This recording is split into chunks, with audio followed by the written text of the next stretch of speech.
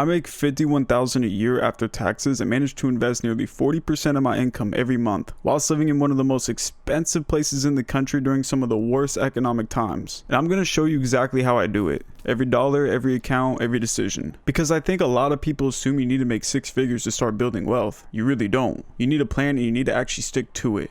That's it. So let me start with the actual numbers because that's why you're here. I take home about $4,200 to $4,300 a month, and that's my base. I'm still paid hourly, which means if I pick up overtime or an extra shift, holiday pay, and where I work we don't close for holidays because our patient's care doesn't stop, I can push that closer to $4,500 or $4,600 in a good month. I work as a substance abuse counselor and I currently do overnights. I've talked about that in my previous videos. Right now I do more nursing and crisis management. It's not a glamorous job title and it's not a six-figure salary, but it is real money and I'm being intentional with it. Now here's the thing about living in LA that most people don't talk about. Yeah, it's expensive, but it's also one of those places where you can find a way to make it work if you're intentional about it. And the number one reason I'm able to invest the way I do comes down to one thing. My rent is only $1,100. In Los Angeles, I know. So let me explain. I rent a room from a couple who basically owns a vacation home out here. And I'm not just saying this, they genuinely treat me like family. They know exactly what I'm doing. They know about my content. They're fully supportive of it. And yeah, like they literally call me their son. It's one of those situations where everything just lined up right and I do not take it for granted, not for a single second. Now, this isn't some crazy impossible thing to find. Out here in California, it's actually pretty common to rent a room or have roommates. You'll actually see it more often than not. There are apps like Roomies where you can find solid living situations in expensive cities without paying market rate or freaking $2,500 a month for a studio. If you're in a major metro area or near one and you're serious about building wealth, this is the move. Housing is your biggest lever. Because of that $1,100 rent, my total expenses run around $2,400 a month currently. That just went up from $2,215 because I had to switch car insurance and it got a bit more expensive. I also had some unrelated expenses these past 2 months. I'm actually in the process of refinancing my car right now, so that's expected to either even out or get even lower. So after everything, I'm left with around $1,500 a month, sometimes a little more, sometimes less. On good months with overtime, it gets closer to $1,800, if not higher. I've actually gotten it as high as $2,100. That's my current investing power, $1,500 to $1,700 a month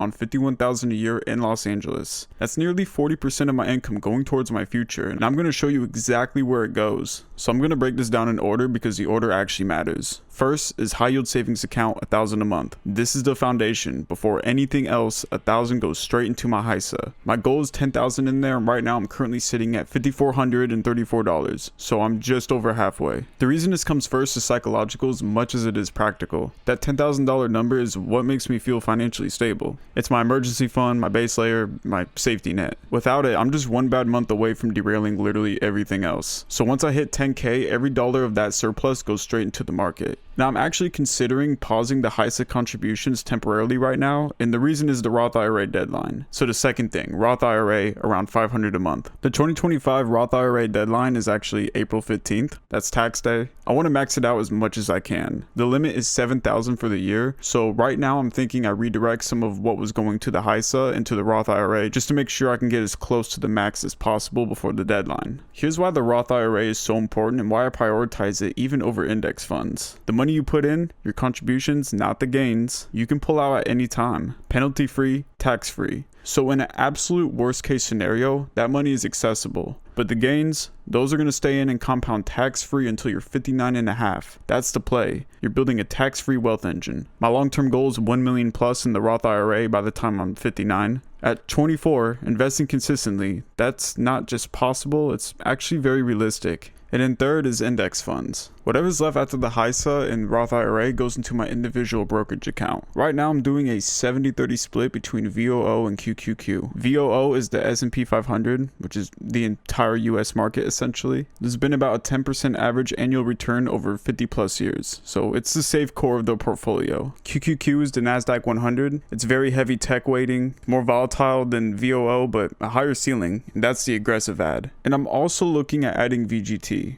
which is the Vanguard Information Technology ETF. I've been playing around with Portfolio Visualizer, which you can actually go to their website and play around with it yourself. But historically, VGT has averaged around 13.76% annualized since 2004, a 22% average over the last 10 years, and 28% over the last 3. So when tech runs, this thing flies. But when it cools, it's going to take a hit. So it's going to be a smaller position. It's high conviction, long term, and money that I'm not touching. And then fourth is Bitcoin, which is 100 to 200 a month. I'm just going to be straight with you. This is my speculation position. This is my gambling money, so to speak. I bought it at around 55k, so the entry was decent. I do believe in it long term, but I'm not here to tell you to go dump thousands into crypto. I'm not a financial advisor. This is just what I do and why. It's a small position, high ceiling, and I know exactly what it is. And on top of everything I just mentioned, I also have my 401k match with my current employer, and that will obviously continue to grow as is. And look, I live frugally on top of all of this. I'm going to do a full budget breakdown video after this one, but just so you have the picture, I only drive to work in the gym. Me and my girl go to the beach. We go hiking sometimes. We'll go out to dinner here and there, but most of my meals are home cooked. I don't buy clothes unless I absolutely love them. The most extra spending I do is supplements, so like pre-workout, protein, stuff like that. I have a members rewards at the grocery store I go to, and they have a gas station too, so I get discounts on gas, which is massive in California.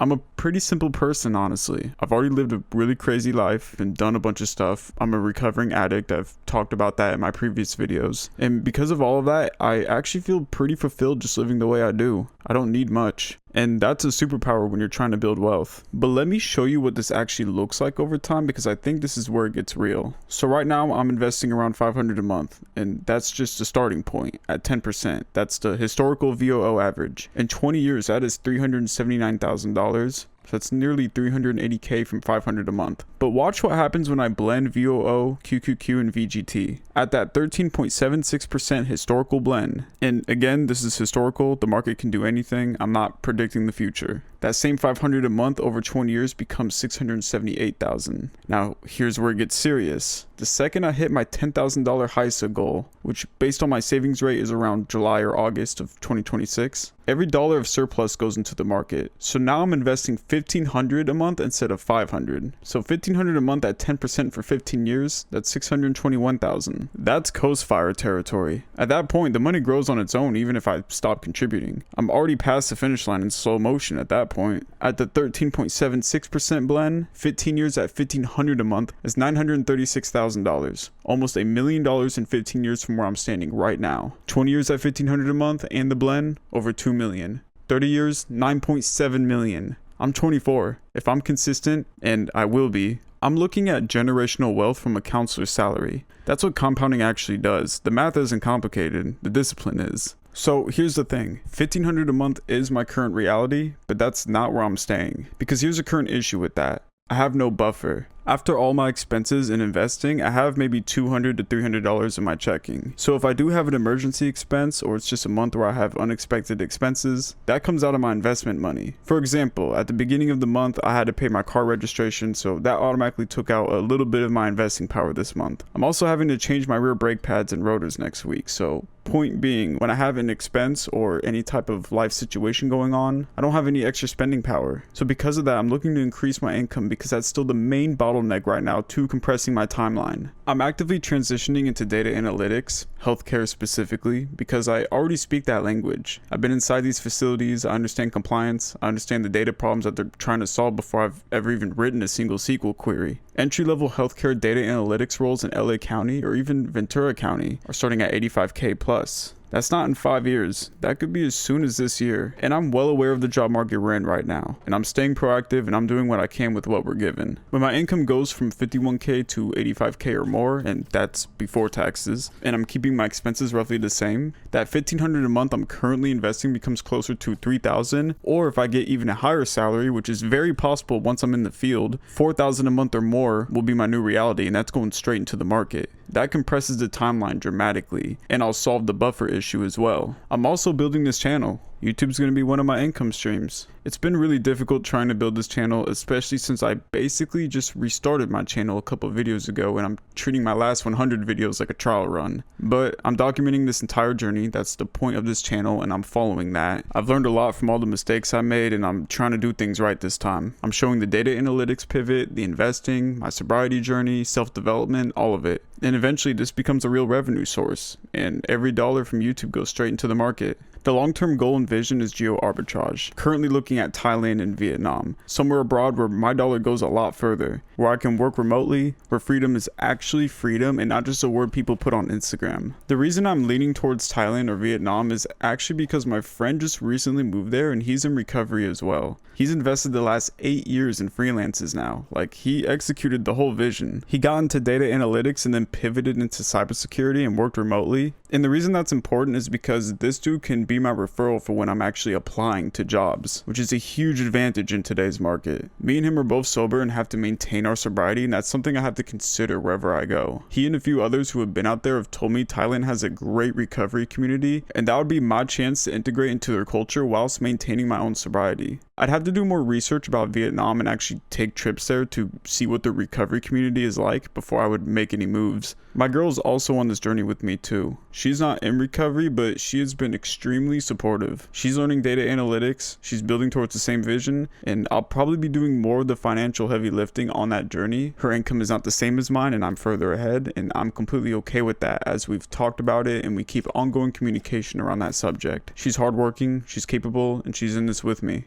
The timeline is aggressive, and I'm not going to pretend it's not. Retiring between 35 and 40. But the math supports it if I stay consistent and if the income increases the way I'm planning for it to. And that's the whole point of this channel. I'm not showing you a highlight reel, I'm showing you the actual plan in real time. The wins, the setbacks, and every dollar. So look, if you're watching this and you're making less than me, or you're in a more expensive situation, or you feel like investing is something that happens later, I want you to hear this. I was broke, I was an addict, I moved to California with nothing, I was Ubering to a $17 an hour job because I couldn't afford a car, and I'm still here. And the gap between where I was and where I'm going is entirely because I started putting money somewhere intentional instead of nowhere. You don't need $100,000 a year to start. You need a plan. You need to start small and stay consistent. Like, that's the whole thing. If you're doing this journey with me, drop your current savings rates in the comments. I genuinely want to know where people are starting from. There's no judgment here. This is the beginning for a lot of us. My next video is going to be the full budget breakdown. Every dollar I spend, rent, food, gas, supplements, everything. If you want to see exactly how I live on what's left after investing, that's going to be the next video. Consider liking and subscribing if you found this valuable, and feel free to join our community. So if you want to follow this whole thing, I'll see you there. And as always, if you made it this far,